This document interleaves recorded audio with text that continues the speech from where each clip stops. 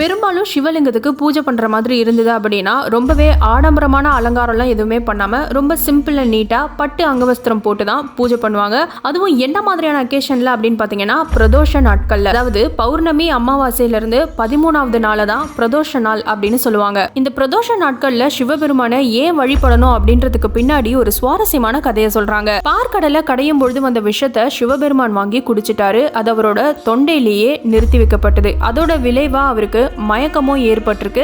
அதுக்கப்புறமா சாயங்கால வேளையில மயக்கம் தெளிஞ்சு எழுந்து இந்த அகிலத்தை அவர் காத்தாரு அப்படிங்கறத உணர்த்துற வகையில தான் இந்த பிரதோஷ பூஜையை பண்றாங்க. அதுலயும் சனி பிரதோஷத்தன்னைக்கு சிவபெருமானையும் நந்தி தேவரையும் வழிபடுறது மூலியமா சனியோட தாக்கம் குறையும் அப்படின்னு சொல்றாங்க. இப்ப நீங்க பார்த்துட்டு இருக்கிற இந்த ஃபுல் டைமண்ட் டெக்கரேஷனும் பிரதோஷ நாள்ல சிவகாசியில ஒரு முருகன் கோவில்ல இருக்கிற லிங்கத்துக்கு 1,08,000 வைரக்கற்களை வச்சு அலங்காரம் பண்ணி பூஜை பண்ணியிருக்கிறாங்க.